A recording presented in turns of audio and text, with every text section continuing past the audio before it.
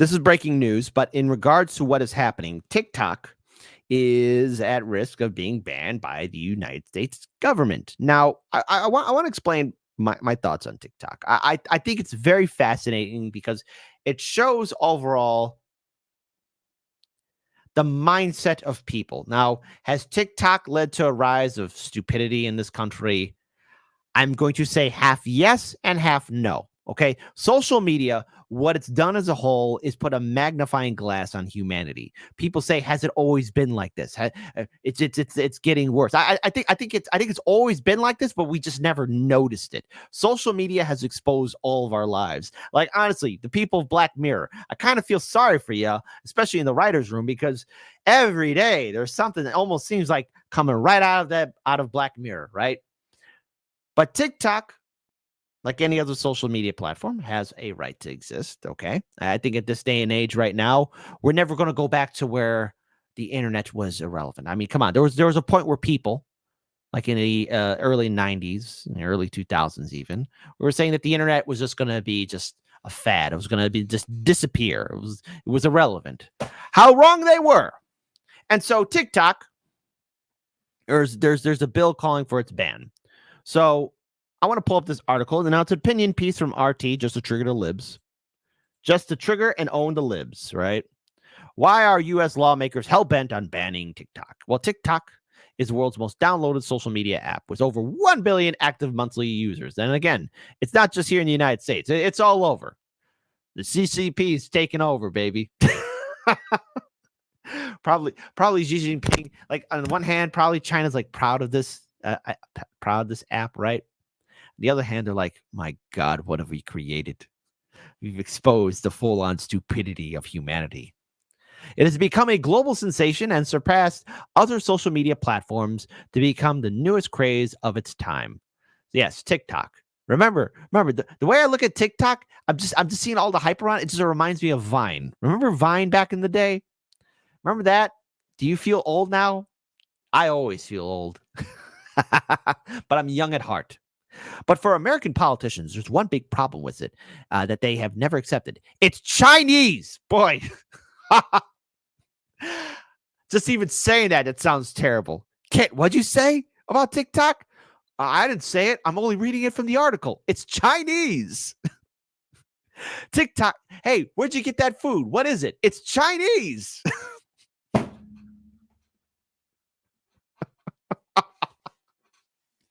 All right. Hey, I'm having too much fun. Be serious, Kit. TikTok was not created by a Silicon Valley company. Oh, you don't say, as it has been the case for all other social media apps, but a Chinese company called ByteDance, right? This has continually made it the subject of political paranoia in Washington, D.C., and obsession with Republican politicians to try and ban it, just like with Democrat politicians. But hey, Joe Biden did a Super Bowl commercial with a TikTok ad. Remember that? I do. As is the case with most things from China, such politicians denounce it superfluously, without evidence, as a conspiracy by the Communist Party of China to infiltrate, influence, or spy on their country in some way. Listen, Xi Jinping. Listen, you just found out the mindset of many people, okay? You found out there's a lot of dumb people out there, okay? A lot of crazy people. A lot of people that need mental health, okay? There. Are you happy about it? Are you getting off on it? Who knows? There has never been any serious evidence of wrongdoing by the app, yet the political narrative has continued because it's convenient to do so. Yes. There have already been a number of failed bans against it, including a botch attempt by the Trump administration in 2020, which was struck down by a legal challenge, and then an effort to ban it at the state level in Montana, also defeated in court. But the hysteria is not going away. Republican Representative Mike Gallagher, the head of the House Select Committee on the Chinese Communist Party, has introduced a new congressional bill, which will once again attempt to effectively ban the video platform. The bill has advanced through the committee stage and is likely to get a floor vote. President Joe Biden said he will sign the bill if it reaches his desk. But Joe, did you forget that you use TikTok? Hey, folks, let's have democracy in the chat. Type 1 for Kit. You really are an awful man making fun of Joe Biden's age.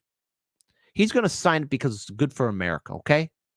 You awful man. You want China to spy in on us? A type 2, no, he forgot.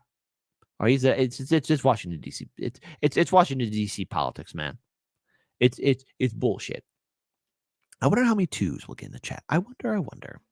The act has produced outrage from TikTok's 170 million users in the US. And mind you, in this day and age, people do use social media for work, and TikTok is a very popular and powerful app. And as someone who uses social media, Facebook, Twitter, Instagram, YouTube, Rumble, Rockfin, Odyssey, and Kick, I too would be furious. Would I go on TikTok? I don't know. Maybe not. Who knows? Who have bombarded their members of Congress with calls to oppose the ban. But as with most things related to China and Washington, D.C., it tends to fall on deaf ears. Hold on for a minute. Thought I had to sneeze. All right. Gallagher insists that his bill is not an outright ban of TikTok. Technically, what it envisions is making it illegal for distributors to provide apps controlled by ByteDance, and a company can choose to relinquish control to let TikTok stay in the U.S. market. Obviously, this choice is simply a mafia-style racket to force ByteDance to sell the most popular app in the world. In other words, let the U.S. smash and grab your social media product or have it banned. It's a little more than legalized extortion. Hey, that's America, baby. As soon as Congress saw how the mafia ran things around here and all these other criminal cartels, they're like, you know what? Let's make those guys not only give away the secret sauce, let's run this country like how they run it. All right. So there you go. Alphonse Capone is a saint. On this YouTube channel, Alphonse Capone is a saint. The IRS went after him. He was never part of the outfit. But this reflects a lot about the mentality of American politics. America clearly has a big problem with the fact that one of its rival countries could create a globally acclaimed social media application. The U.S., after all, has until recently led social media world hands down, and there has been no contest with Facebook, Twitter, also now called X, and others, all being American products which have changed the world. The idea that China has created the next generation social media app is a blow to the American ego, a Sputnik moment that represents a shock to the American system, comparable to the Soviet Union Cold War era achievement. There is a fundamental difference here, however. In this case, America is not looking in from the outside like it was a standalone achievement of the USSR. TikTok has become a cultural sensation in America itself, and thus a projection of soft power.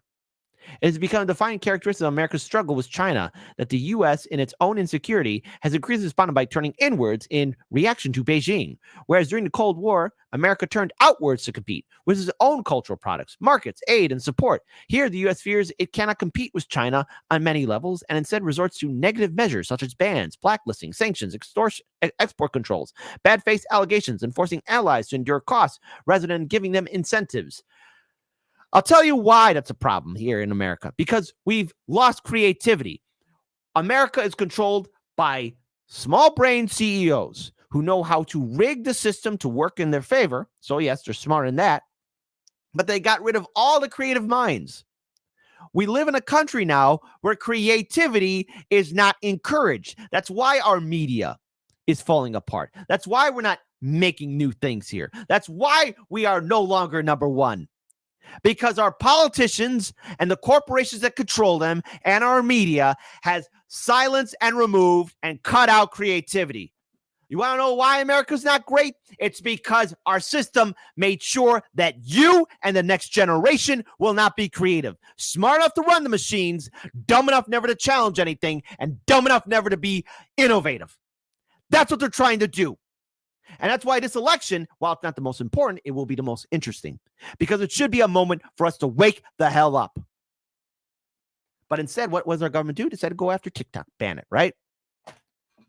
And there's a lot of people that use TikTok, and I find it very suspicious that, if they're going to ban TikTok, what else will they do? And I think we all know well what they're going to do. We've seen firsthand the censorship on YouTube. Hell, Hard Lens Media, we are a 9-time world heavyweight champion. And I've seen a lot of my colleagues in independent media get censored, silenced, and suppressed. We've seen it on Twitter, Facebook, Instagram, all of that stuff. All of it. All right. But continuing on. This, of course, reflects the reality that China has pursued a very different strategy than to the Soviet Union, one that is premised on much more global economic and commercial engagement, as well as technological success. TikTok is seen as an emblem of this, because if Chinese companies with their skills in AI are starting to beat the old guard of Silicon Valley now, and let's face it, the creativity in Silicon Valley has become a fart in the wind. What is going to happen to the future? Seemingly, U.S. politicians have no answer to this other than become defensive. It is likely, however, that even if the bill passes, the ban will once again fail to withstand legal scrutiny. Such a ban creates problems for the First Amendment. Remember that? That's kind of important. We hear Hardlands media believe in the First Amendment, because if the government can arbitrarily ban a platform on the basis that it constitutes propaganda, then arguably this creates a disturbing precedent which can be used to strike anything down. Yet the fact that politicians are so readily willing to ban something on the premise might tell us how insecure, paranoid, and seemingly unsettled they have become regarding the rise of China. It is fair to say that even if nothing comes of this potential ban, the issue of TikTok is going to keep ticking and won't go away. So what can we take away from this? Well, first of all, I want to pull up this tweet. This is from the Libertarian Party. The TikTok ban bill must be rejected. It's designed to give the president the power to regulate the internet in the U.S. Some of its supporters even condemn China for doing that very thing. Shout out to Representative Thomas Massie right here. The so-called TikTok ban is a Trojan horse. The president will be given power to ban websites, not just apps. The person breaking the law is deemed to be the U.S. or offshore internet hosting service or app store, not a foreign adversary. Oh, my goodness. Gracious Cretaceous. So, folks, shout out to Representative Thomas Massie. He's been speaking some truth to power. While I may not agree with him on everything, I will agree with him on this. I don't want the president to control the internet, okay? No president. But hey, I want to give a shout to Rumble in the Jungle, an offer for TikTok from our CEO. So what did he write? In the event that ByteDance divests its ownership in TikTok, Rumble is ready to join the consortium with other parties seeking to acquire and operate TikTok inside the United States. Specifically, we're ready to serve as cloud technology partner. Yesterday, Rumble announced a public launch of the Rumble Cloud, a new infrastructure as a service offering that champions the free and open internet. All data on Rumble Cloud is stored safely and securely at sites inside the United States on Rumble's own neutral, independent infrastructure. Rumble's offer to serve as a partner to a consortium to acquire and operate TikTok is subject to negotiation of a definite agreement. So, first of all, why is it that I am concerned not only if they're going to go after TikTok, but we saw firsthand what happened to Rumble in the United Kingdom when they refused to deplatform Russell Brand. They stood by Russell Brand, and I believe in that.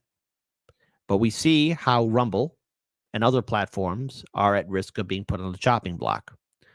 The fight for free speech should be a concern for all of us, and all of us need to be well aware of the dangers of our politicians wanting to control any social media platform, because trust me on it, folks, they don't care.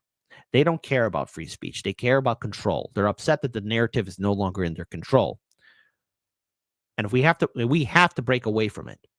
The politicians in Washington, D.C. do not have our best intentions. They don't care about the people. They're upset that they're being embarrassed. Silicon Valley is upset that they're being embarrassed. It's not my fault that corporations and politicians and our media have cut out creativity. Maybe, I don't know. Let's start building and investing into our infrastructure, into our education, and uplift people so they can be creative. Right? But oh, wait, corporations don't want to take care of people. Corporations don't care about people, and our politicians don't care about people. Final note for this is that censorship is never the answer, people. Never has been, never will be.